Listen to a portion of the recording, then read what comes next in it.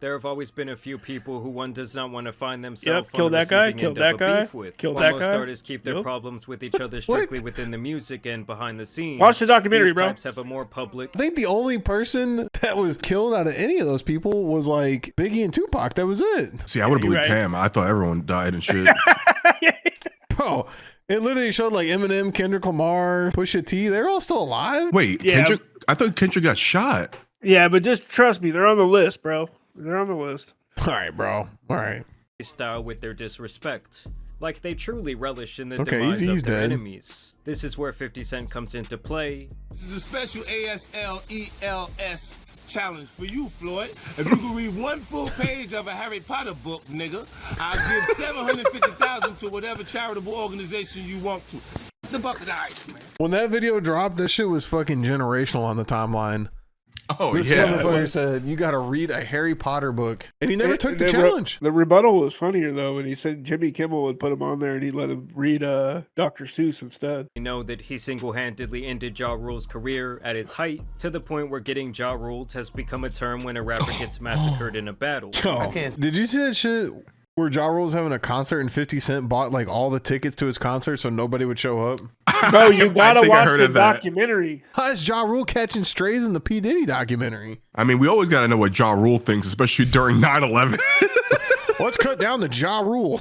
A situation or a beef with somebody that I can't stand this nigga. You understand what I'm saying? Like, it's not this ain't WWL. It's not like I just got a rap beef with this nigga. I don't like this little nigga. Hell, 50 has even dissed his own son when they had problems, calling him a Yeah. crybaby bum who was looking for a handout. Did y'all see that shit? Remember this? Yeah, I remember this, yeah. He was literally clowning his son on Instagram and like calling him a fucking, saying he was coming after the baby mama, talking about how much child support he's paying and like how his son's a bum. 50 Cent back in the day, I mean even now, but like back then, like his Instagram and his Twitter were fucking hilarious. What was the one about his grandma taking the trash out? Oh yeah, he said something about my grandma asked me to take the trash out. The fuck I look like taking trash out. Oh yeah, I saw that one. I forget what he said, but he said, "I'm a millionaire, bitch." I don't... Nobody feels like they have nothing, all right? And I had to rebuild my life over $6,700 a month. He's been trained to believe what you see him say in that interview. When I said that he's entitled, really it's his mom's entitlement. It's been filtered. But now 50 Cent has delivered his final blow to another opponent, possibly his most powerful enemy who he has played the longest game against, Sean Combs, aka P. Diddy, aka Puff Daddy. The man who has been one of the hottest talking points for the last year due to its extreme fall from grace. 50 Cent and I guess Eminem have been like the only main two people that I feel like have actually called P. Diddy out over the years. Tyler Critter did too. Yeah, Tyler Creator. I guess Kid Cudi called the cops on him because he fucking blew You his gotta car watch up. the documentary. Man, fuck Kid you, Cudi's this- in there. I know, yeah. Well, I know P. Diddy blew his car up. I'm just gonna start fucking ruining it if you haven't seen it now by now. Jesus Christ. He said, fuck everything. Fuck this Well, documentary. it doesn't ruin the whole story, but in the documentary, they actually go into detail about how he tried to kill that motherfucker at his house. Yeah, he had like a car bomb or some shit. Powerful black men, business moguls in America, I'm a savage. Whatever I want, I'm going to get. Whatever I want, I have to get. has now tarnished his reputation beyond belief. It's so difficult to reflect on the darkest times in your life. But sometimes you gotta do that. I was up. And while many have attempted to tell the story I'm pretty sure that was him, like, after the videos came out of him beating Cassie up in the hotel. He was trying to, like, apologize for that shit. With AI nowadays, I never know what pictures are real and shit. But it is funny when, like, famous people go to prison, how much they start looking like shit. Like, you know that they ain't doing their face routine and their fucking hair routine. No, they start looking like absolute dog shit. Yeah, actually, the only one I've seen that went to prison that they keep showing is Suge Knight. That motherfucker is still scary as shit. of the they downfall were of playing Diddy, checkers. They surviving weren't even doing Diddy, anything. like countless documentaries have been made on the lies, the betrayal, the drugs, and the baby oil involved. But none have been as damning or popular as the recent 4-part series on Netflix, executive produced by 50 Cent. Sean Combs, The Reckoning. We have to find somebody that'll work with us that has dealt in the dirtiest of Yeah, dirty how do you business. even get We're this? losing. How do you even get this footage? Full blown him talking to his attorney, talking about the internet hates him and like just crazy shit. whoever filmed this, like, literally captured the bag because they switched sides. Oh wait, Yo Rick in chat said that 50 Cent bought it. P Diddy was filming for his own documentary. Yeah. Like someone had to flip and be like, yeah, I've been filming this for P Diddy, and he's gonna pay me $2 million. If you pay me $5 million, you got it. He didn't pay the camera guy, so the guy went to 50. Damn, bro, how are you gonna record a bunch of incriminating shit and then let that Your shit get enemies sold? get it. Yeah, that's wild. How are you gonna be multi-millionaire and you let your undercover interviews get sold and you're not even profiting from the documentary? I mean, realistically, right? Like P Diddy is probably like worth triple what 50 Cent is, right? Like, why do you just pay the guy and make him sign an NDA or something? I don't know. 50 Cent's made some pretty big business deals. With vitamin water shit. He's made a lot of money. No, he's big, but he wasn't P Diddy big, right? Like the cameraman couldn't cost that much. No, the camera guy's probably like 50 grand maybe for the whole project. Yeah. And I do have to say that this all-encompassing documentary has been one of the best I've seen in recent times, especially when it comes to narrative building throughout a timeline that consistently returns to the modern day. If Sean Combs watches this, what do you think he's going to feel? Like, wow, this is amazing. I think he's going to say this is the best. Yo, 50 Cent is a fucking asshole, bro. He gonna say, hey, this shit's amazing, man. Hey, yo, 50 did a good job with that one. He was beefing with Rick Ross, and this motherfucker literally went, I mean, he outed all that shit that Rick Ross was a correctional officer. And then he started hanging out with Rick Ross's baby mama, like buying her shit and filming videos with that shit and everything. Dude, I can't believe you haven't watched the documentary. All right, bro. All right, bro. I'm gonna watch it. Hey, I'm gonna watch it. I'll watch it. That shit was outperforming Stranger Things like off release. I'll let you know a secret. I haven't seen Stranger Things either. But before we dive into that, I want to take you back to a timeline of the beef between these two. Now, from the very start, 50 Cent came out firing at everyone in the industry, including Diddy, on his song How to Rob, released back in 1999. I snatch Kim, tell Puff you wanna see her again? Dance your ass down to the nearest ATM. Now, this was back before 50 would infamously be shot 9 times. What does it feel like to be shot? Is it a physical feeling? Yo, fuck you, Oprah. Why you gotta bring up all this weird shit? Now, how does it feel to be shot? I don't know, Oprah. You want to get shot? Let me shoot you. I'll show you. Shit, That's the craziest interview question ever. Wait, I feel like what happened with Oprah? Why is she low key laying low? Like I feel like she could be taking over the world right now. We know why Oprah's laying low, bro. She's a part of all the Epstein shit. Her and the Naomi Campbell, whatever her name is, they're both in on that shit, bro. I'm just gonna throw it out there. She might just be old, dude. Like she was popular in like the early 90s. Trust me. Dude. She's the type to suck stem cells out of aborted babies. Yeah, yep. Believe it. I can get behind that. That's some weird, like Microsoft, Bill Gates, and Oprah type activities. Imagine it hurts because of your adrenaline and how the shock of what's actually going on, it hurts after. Which completely changed his voice and rapping style, while also making him and his story a cultural legend. Okay, we'll wait. You could pray for a miracle. What's wrong? Your voice don't sound the same. It's better. He said, it's better, bro. Your tongue sounds like you got peanut butter on it, bro. That shit kind of lit. Which, yo, low-key, like, that is why he has that whole sound. It's because he got shot in the mouth. It's got more pain in it. And by the year 2000, 50 Cent would meet Diddy, and this is where he claims that he was ghostwriting for Puff, a piece of information that has been confirmed numerous times, most famously by Def Jam bad boy rapper Did Sean. any of you like horseradish? Yo, I never knew that Diddy or that 50 Cent was ghostwriting for P. Diddy. Watch the documentary. Play this shit before I ruin the whole documentary. All right. The tough guy and the hardcore rapping, you can't do that. Like when I met him, he was writing raps for Diddy on Forever, right?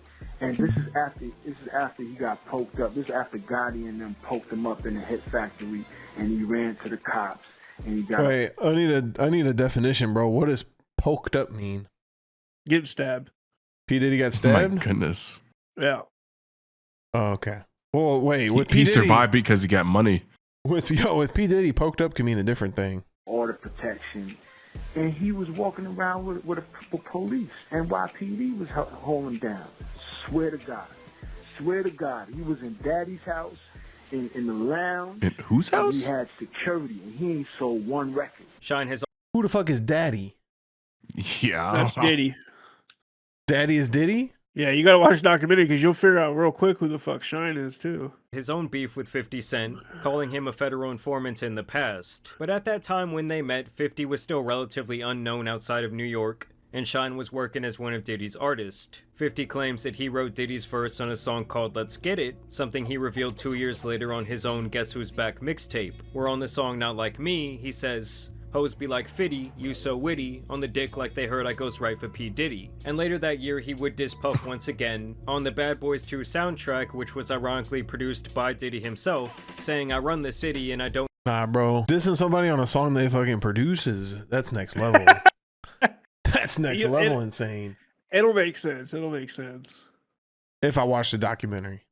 Yeah, I'm not gonna say it. It goes like really deep. It's gonna, Honestly. it's gonna sound like a broken record at this point. Dance around like Diddy. But still at this time, the beef was still much more like tongue-in-cheek. That wasn't until 50 started to get weird vibes from the Diddler. And he would later tell this story where early in his career, Diddy wanted to take him shopping. Something a man would normally do for a woman he is trying to smash. He said something to me one time, a long time ago. At Chris Lighty's wedding, he told me he'd take me shopping. I looked at him like, what'd you just say? Let me move, man, before I do something. You're gonna make me mess up the wedding. Oh, that's a nice gesture. Let me get out of no, dude, take me. That's what a guy says to a girl. You know, what would you do if like one of your homies said, "Hey, let me take you shopping"? I'd be like, "Fuck off! I can take myself shopping. You need a girl? Like what, yo? Like what if I can't? What if we were living together? I can't go to your room. I say, "Hey, yo, Chaos, let me take you shopping." You better have a vlog camera in your hand, do an intro before you say this. It would be different though, right? Like if I'm getting 10K views and you're getting 400K a video, I'd be like, yeah, that's cool. No, it's a dude asking a dude. I feel like this is when 50 was coming up though, and like P. Diddy had like he's already made it, and he was like, "Hey, let me take you shopping." Yeah, he probably said it with a crazy ass zesty voice too. "Hey, let me take you shopping, man." Like some weird shit. He turned into Michael Jackson. I guess we would have had to be there. He'd be like, "Yo, let me take you shopping," looking him up and down and shit. Yeah. Isn't there a clip of P. Diddy like how he like speaks and says shit? It's kind of zesty, right? No, there is. It's in the whole fucking documentary. Oh, brother. 50 saw this as Diddy dipping his toes in the proverbial baby oil, seeing if he would take him up on his offer. Yo, why don't we like go shopping or some shit? I mean, like I pay for it. And I was like, what the fuck this nigga just said? He's so offended every time. The fuck did he just say to me? I got the fuck away from him because I was like, this nigga, this nigga just told me he'd take me shopping. And insisted he'd pay for it. And this was Diddy's eventual response to that. I asked 50 about that. And he said you did the same thing to him. You asked him to take him shopping. Yeah. I thought he needed some clothes. Yeah, what the what did he lick his lips before he said that shit too? He went, yeah, I thought he needed some clothes. Ew. That's a sick defense right there. Nah, that motherfucker like sucking dick, dude. You can just tell by the way he said this. He said, "You look like you need clothes. I'm trying to clothe you, baby." What? I'm a nice guy. Yo, why are you and Fifth just... Hey, yo. Why y'all not... I mean, y'all can't see it. No, we can't see it. Y'all can't see that he loves me? But see... You really, hold on, you really think that's hate? When you really break it down, you've been out here a long time. You know he loves me. I don't think he like it. Because P. Diddy be wanting to buy. I feel like the thing about P. Diddy is like all these people that would have issues with him, like he would never publicly call him out. Like he would always play like this like middle ground shit. But I feel like in the background he was always trying to like plot against him. Yep. And that I'm not gonna say it, but that's you'll see all that in the documentary. Yeah, you'll see all that because there was an altercation with West Coast versus East Coast shit. And he did the same thing on national TV. Yo, Cat Williams. I feel like Cat Williams did this interview, blew up, and then disappeared. I haven't heard shit. I know they got rid of him. That's probably what happened. No, he did a stand up on Netflix after this. Listen. You know what's happening right now? He's in the process of being cloned. Okay, They've taken him, killed him, and his DNA is processing in a lab somewhere. Not allegedly. It's true. Is there a way to like help a friend out and like file a petition to remove TikTok from their phone device and they can never use it again? Because that's what Chaos needs. No, I got this firsthand knowledge into my ear. I didn't see this on TikTok. Into your ear? What do you hear voices now? Oh, okay. Now he's gonna make me seem crazy when they showed up at my door and shit, bro. Come on. Tell him no. Now, by the mid-2000s, 50 Cent was bigger than life. He had become a massive global star, racking up 7 #1 hits and 21 top 10 singles. This was also around the era that 50 was signing massive endorsements and sponsorships left and right. Yeah, this dude was doing everything. Without a doubt, I promote vitamin water the best. Vitamin water!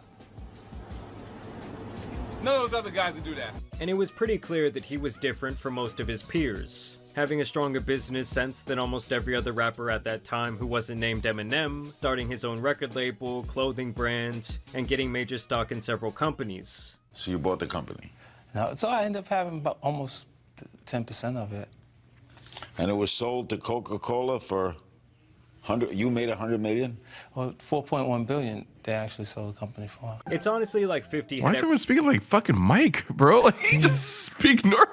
Well, I guess it is a little weird. He's talking about selling fucking. He owned 10%, and they sold for 4.1 billion. So he had to have made fucking 400 million from that, right? That Diddy truly wanted, including the fact that women saw him as a sex symbol, while he was also well respected as a street dude. He had this thing with strong men, and he had a thing with wanting to be one. This is part of the positioned documentary. To be one street-wise, but positioned to be one industry-wise. And they call that a paper gangster. From being an intern to being on the cover of the Rolling Stone.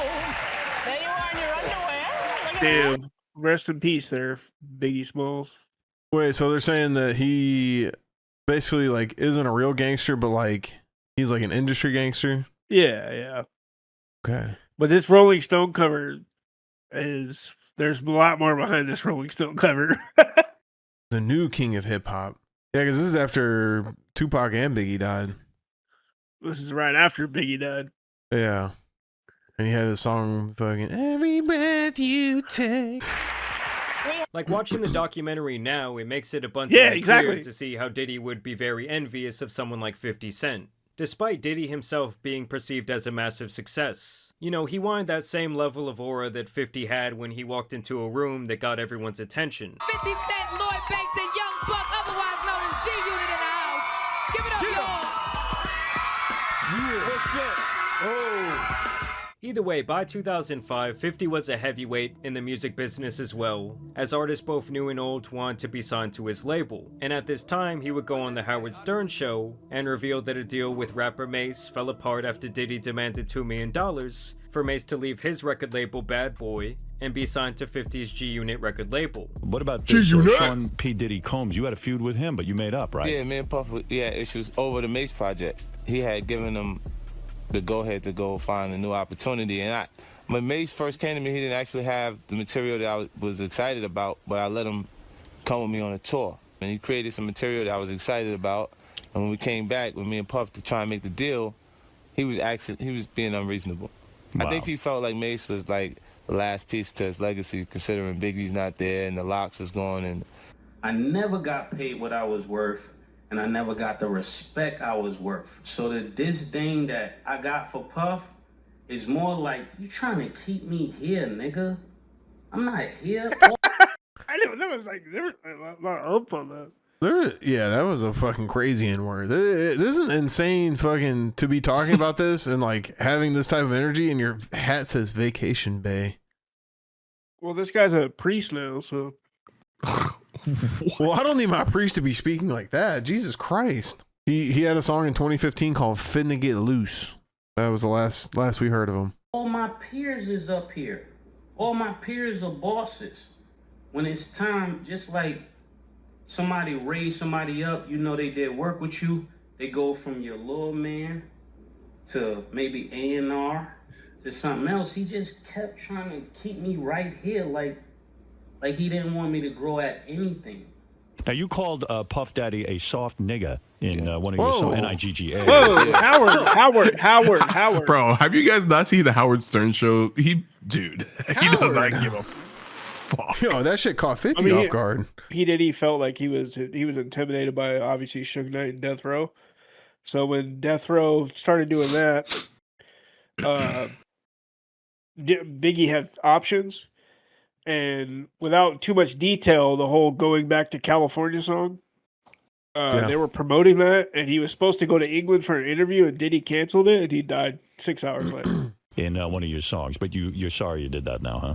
Well, I'm not sorry because I meant it when I said it. Now, following this interaction, the gloves would completely come off, as 50 Cent would directly connect Puff to the murder of Biggie, who we now know that Diddy was apparently not as close to as it seemed from the outside looking in. I heard somebody yell, they shot at Biggie's car, and then I just jumped out of my car and I ran directly to his car, and like all the doors were open. You could tell by the look on his face that yeah. Yo, you could tell by the look on his face that like he didn't give a fuck that Biggie died and that he was low-key part of that shit, which like a lot of people have alluded to that throughout the years that like they actually show proof of it like on the documentary. Like all the doors were open. On the 2006 song called The Bomb, 50 raps, Who shot Biggie Smalls? We don't get them, they gon' kill us all. Man, Puffy know who hit that nigga, man, that nigga soft. He scared them boys from the west side to break him off. Jump on his ass so we run the hall and shake him off. also adding to the end of the record. I guess this means I won't be invited to the white parties in the Hamptons. I don't give a fuck. I don't want to hang out with your punk ass, no way. Got me motherfucking running around. This nigga Mace. Now you want to play games, you want to make the deal, nigga? Nigga, I'll fuck your shit up, nigga. Is you crazy, nigga? Matter of fact, you know what? I don't want to do deal no more. Fuck the deal, nigga. So at this point, it was abundantly clear that 50 Cent was completely out on the Diddy hype train. I can't believe 50 Cent there's only been one attempt on this motherfucker's life. A rumor that has long circulated in the entertainment industry, while also calling Diddy a freaked out piece of shit. Obviously, he was way ahead of his time with all of this, around 20 years to be exact. So while everyone else were all wide and brought their little bottles of baby oil to appease the diddler, 50... Yo. The diddler. Who the fuck is this guy? He didn't get the right email. I think he's security. Nah, bro. That guy was a member of the Backstreet Boys. all of this around 20 years to be exact. So while everyone else were all wide and brought their little bottles of baby oil to appease the diddler, 50 Cent was off somewhere in a dark room writing diss tracks plotting his eventual revenge. Other than this, they did have like a back and forth war over vodka, with Diddy touting the infamous Ciroc. Wait, what is this? Wait, what the fuck? Perfectly smooth. Well, 50... Wait. What? Oh, was that a real commercial or was that shit AI, bro? Cent developed effing vodka. 50 would constantly call Ciroc Puffy Juice. Now, what about any Puffy Juice? Wait, hold on, pause, bro. I just realized we used to fucking stockpile the TK house with Ciroc, dog. We have Puffy Juice everywhere. Yeah, we were early, bro. Y'all want some of this Puffy Juice? Yo, we were early, bro. I had the flavored one on my desk. Remember that shit?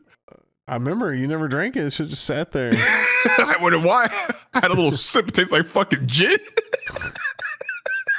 What the fuck? Not paying attention to none of them. Oh, no more Puffy Juice. No more Puffy Juice. Claiming that she had the superior blend to Ciroc because effin was wheat-based, whereas Puffy's juice, pause, was made from grapes. That's not really beef though. That's just competitive energy. Competitiveness. You All right. So you and Diddy, you and Puff, cool? No, I don't really rock with him. Okay, like that. damn. All right. I didn't know what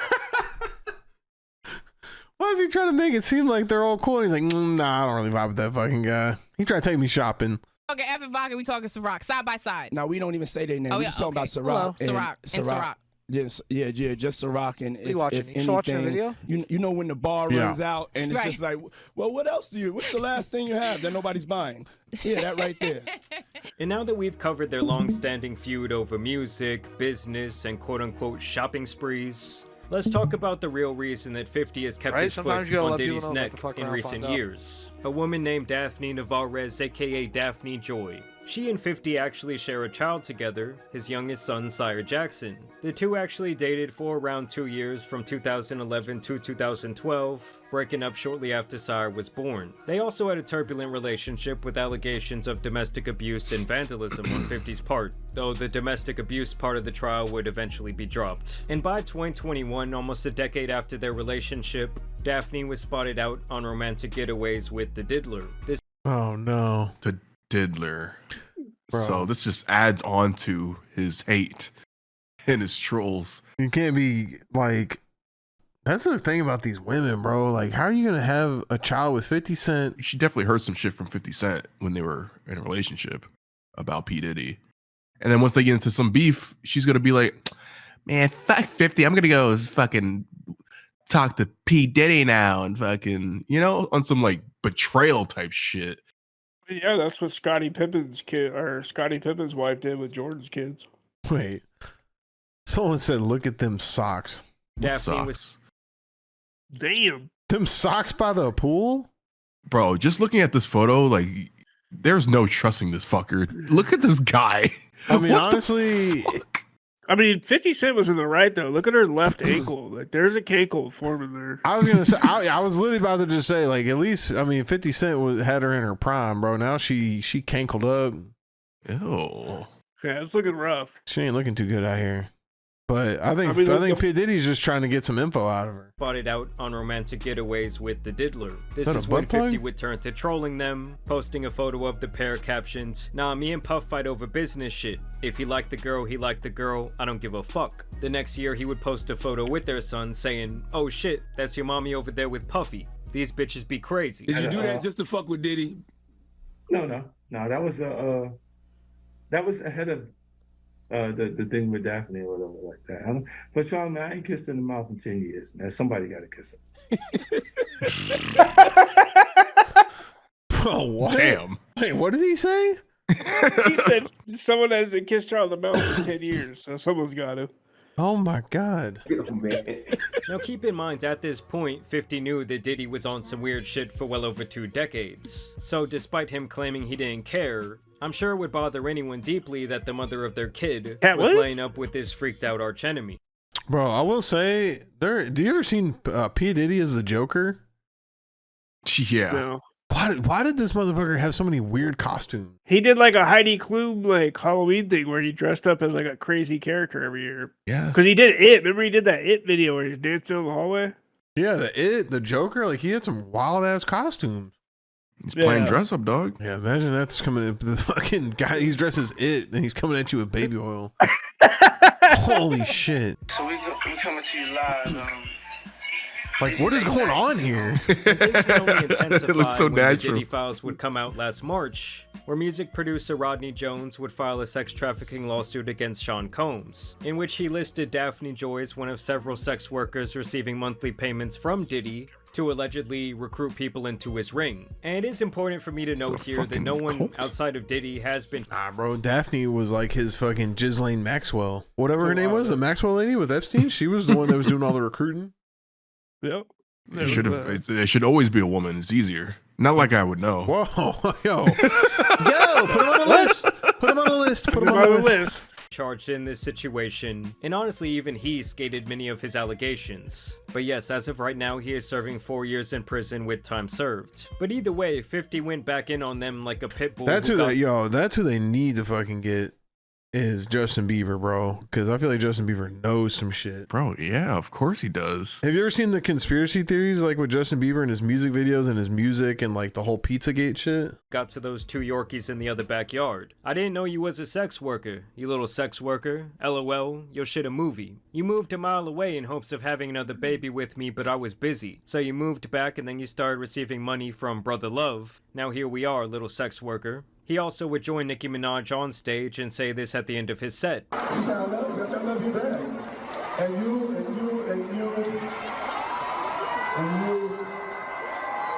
if you're a little sex worker. And while this was all unfolding in the public eye, 50 filed for sole custody of their son, claiming that Daphne was involved in freak-offs which created an unsafe environment. To which she responded that he was full of absolute shit, completely denying any allegations of prostitution. But to me, this is why 50 really wanted to see Diddy behind bars, and also what fueled him to help produce the masterpiece documentary that has exposed Diddy to more people than ever, making the details of his narcissistic backstabbing ways known to the average person. Stuff behind the scenes that you don't know, because that's what be agitating. Like with James Cruz, people around him, be doing stuff, and they doing it in his behalf. So they can act like, he can act like he has no idea what's going on, but it's coming from him. I was looking for you. I tell you, get your hand out my pocket, man. Get your hand out my pocket. I see what you're doing. And also helping provide sources in the documentary that otherwise would not have been comfortable speaking. You know, I think a lot of them really needed like that 50 Cent cosign. Yeah, everyone starts to. Yo, why does 50 Cent look a different age in every fucking image of him? This was like him. That was him recently. Because he's been beefing forever. He's just been holding this grudge forever. He has to keep this hate game on, bro. It's taxing. So you're saying the main reason why he hated Diddy and his motivation for making the documentary was because that he was doing, like, his baby mama was involved in freak offs and like his son was around all that shit? Well, don't forget about him saying, "Hey, you want me to buy you some shit?" Like, that's a reason too. No, we remember him taking him shopping. I think the "let me take you shopping" was the trigger. Oh hell yeah! Yeah, he probably like PTSD. He clocked something early on. He's like, "Wait, what? Why the fuck is this dude asking me to go shopping?" And he started doing more shopping, shit. Motherfucker. I ain't homeless. Yeah, he knew early on, bro. He's like, I gotta watch out for this fucker. Feel a little more comfortable when they see other people telling their truth about it. Because while many had heard the jokes about the baby oil and potentially the freak-offs, they did not know all of the alleged things he did to gain power throughout the last 30 years, how many people he allegedly fucked over with no remorse, including who everyone thought was his best friend Biggie. When I got the record deal, all I got cut short. So it's like he Jesus to me, you know what I'm saying? Because he just saved me. And it's real, and I go all out. Nah, I ain't saying none of that. I'm not Jesus. I'm sorry, RIP, but they need to have Biggie Smalls in a pair of sunglasses at all times, bro. Why is that? Wait, why? Huh? Why that? Why? I wonder why. Why'd you go back? I'll just go back, bro. Like, yo, Puffy's got the glasses on. Like, nobody in his crew would be like, hey, yo, Big, maybe you throw some shades on, bro. Dude went back. Oh, man. It's real, and I go all out. Nah, I ain't saying none of that. I'm not Jesus. That to me is still the most damning. Because it's one thing to fuck over your enemy or someone who has worked for you. That is really run-of-the-mill stuff in the entertainment industry. But when you allegedly turn on your top talent and best friend, and then turn around and put on this whole facade coming out dancing and all this shit, when you were the one who allegedly put him in harm's way after curating a West Coast versus East Coast beef. Industry insiders say there was a rivalry between Tupac's Death Row Record Company and Biggie Smalls' Bad Boy Entertainment. And then you throw a massive funeral that allegedly came out of Biggie's estate's wallet. That's how you know that someone is only concerned with ruining themselves the and how they documentary. come out looking in a tough... Ruined. Now I don't need to watch the documentary. I mean, I think that's like the saddest thing about the whole thing is like Tupac and Biggie weren't even really gangster like that. Like, I feel None like of them were. they were None just of them were gangsters. I think the only ones that were actual gangsters were like Eazy and Snoop Dogg. All the other people, they were all just regular ass dudes. yeah, but I think the record labels and themselves were like involved with gangs like Suge Knight and all that shit. Fans are buying out Notorious B.I.G. or Big CDs as much as they can get them. In fact, another one is expected out later this month, but there is only one of his CDs left here. It made me appreciate life, and it made me want to do things for the greater good. How do you carry on his legacy? I wanted to make sure like that this But dream Michael meant Strahan? something at the end of Bro, wasn't Michael Strahan on like Good Morning America or some shit doing interviews? Yeah. Fuck, it's been so long since that guy played. He'd be out here, bro. He'd be out here interviewing. Wait, why does that name sound familiar? Who's Michael Strahan? He's a basketball Yeah. player. Yeah, he plays baseball. He was on a team with Lamar Odom. Barry Bonds. Mm-hmm. 50 also spent quite a bit of time here connecting the dots on how Diddy likes to use women as leverage against the people he does not like, stealing countless girlfriends, baby mamas, and wives, all for the sake of his sick power dynamics. He chooses to date people who he knows previously dated someone. He has a baby. Who the fuck are these people with talk shows? I don't know. I haven't watched talk shows in a long time. I know Ellen DeGeneres is like in the middle of the Amazon forest, like fitting for her life. By a woman that was dating Tupac. Wow. To add to it, but we had to cut it down so it couldn't. For time. But to me, Diddy is really just a case study into what it looks like when a narcissist goes completely unchecked their entire life. I mean, at one point during the documentary, he has the audacity to compare himself to Jesus Christ. Now y'all witnessing Jesus walking on water. You know what I'm saying? Or Jesus having a breakthrough. Nah, bro. He thought he was Kanye, for real. You can't be stealing Kanye's whole fucking flow like that. Was this before Kanye? This Nah, was no like way. during Kanye. Yeah, this had to be during Kanye. No way this is before Kanye.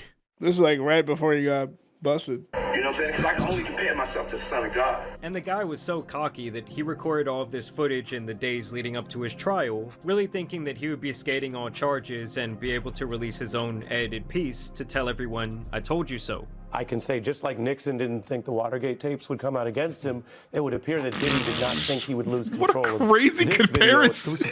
That's a very good comparison, actually. Well, yeah, but like, what the I mean, it's like the Hey, same thing. Watergate Like, shit yeah, is like... he's He didn't recording think all this those shit. documentary. Yeah, he didn't think none of that documentary shit was ever going to see the light of the day. Well, he just thought that like he was gonna be innocent and like he was gonna like come out with his own documentary, like haha, look, like I'm innocent, like what the fuck are you talking about, diddler and all this shit, and that shit came back to fucking bite him right into 50 Cent's hands. But what was supposed to be his resurrection turned into the reckoning of what was left of his reputation. I mean, how Netflix got their hands on this footage, I do not know. But damn, does it paint Diddy as a sociopathic person. Certain things they let it go by because it's Puff. Like they would look. Like he would say stuff, and it's like he wasn't like in the closet, he was like in the hallway.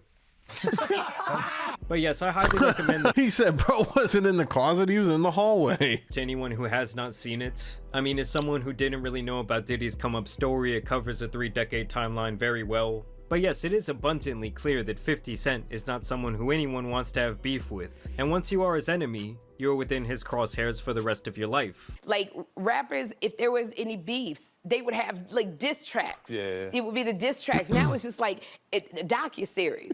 So. But either way, I do want to thank you guys for watching today's video, dropping a like. No, yeah, honestly, bro, the fact that Ja Rule is even still around doing shit and like that he beefed with 50 Cent and Eminem, and both those guys are like notorious for not losing their beefs and kind of like holding on to that shit forever. But that's the thing about 50 Cent is like he don't let up. And Yeah, but MGK did win the fucking beef with the fucking... Yeah, that's how I know you literally grew up in white America. MGK, bro. MGK literally switched his whole genre. This guy literally switched his whole, like, he might as well be like a fucking gospel singer. He gave up rapping after that. He's like, yeah, you know what? Nah. Yeah, I'm Jelly Roll now. I'll have to watch the documentary because the whole Diddy shit is fucking wild.